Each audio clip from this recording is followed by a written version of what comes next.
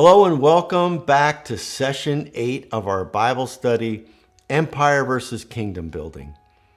Today, we'll focus on the crucial topic of overcoming isolation and self-protection in the workplace. Last week, we discussed actively pursuing God's kingdom to impact our professional lives. Today, we're going to continue that exploration by examining the dangers of isolation and self-protection. But let's start by taking a moment to reflect back on last week's overarching question.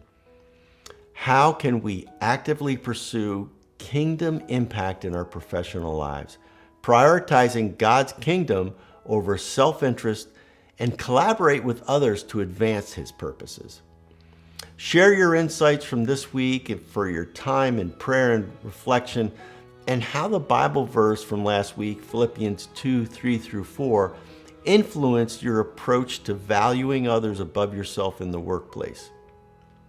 As we jump into today's teaching, though, we're going to explore the dangers of isolation and self-protection in the workplace.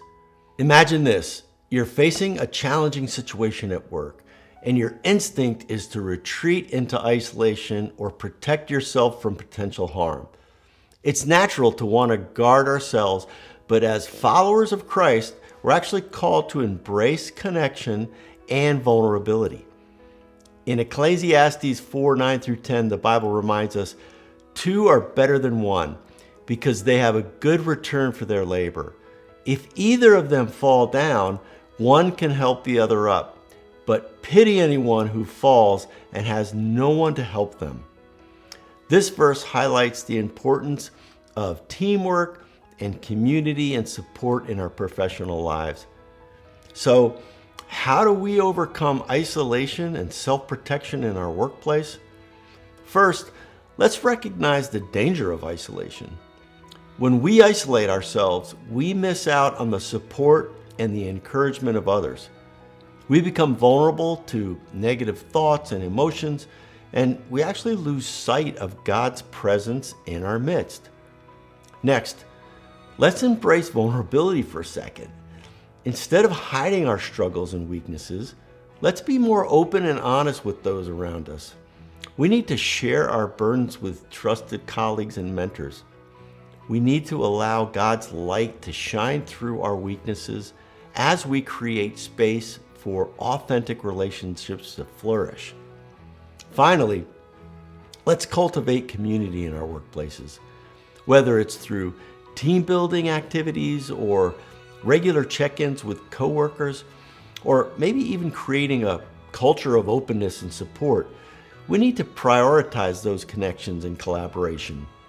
As we do this, we're going to experience the strength and the encouragement that comes from walking alongside others in our professional life. So, here's a couple of challenges for you to pray through and think about this week. First of all, I want you to reflect on areas of isolation and self-protection in your life, especially in your work life. Are there areas where you withdraw and you guard yourself and maybe lock yourself away? It's time to practice vulnerability, and even just saying that makes me crazy, but you need to share your struggles and weaknesses with trusted colleagues and mentors. You need to allow God's light to shine through your vulnerability and invite others to do the same. When you do it, they'll do it. So take steps to cultivate community in your workplace, whether it's organizing a team lunch or starting a workplace prayer group. Be intentional about fostering connection and support. So after you go to your small groups and we come back to the large group, we're going to ask this week's overarching question. And today, that question is, how can we break free from isolation and self-protection in our professional lives, fostering connection and community while embracing vulnerability and authenticity? I want you to share your insights from your small group and talk about that overarching question before you jump into talking about this week's homework, which is continuing to seek God's guidance. Please spend time in prayer asking Him to reveal areas of isolation and self-protection in your professional life. I want you to have courage to foster connection and community while embracing vulnerability and authenticity.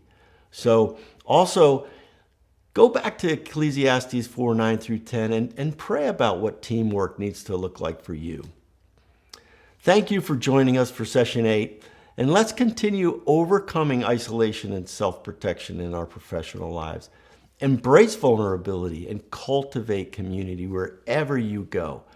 Together, we can support and encourage one another as we strive to live out God's kingdom's values in our workplace. Remember, this process is all about helping you live, love, and lead more and more like Jesus. So until next time, may God bless your kingdom journey.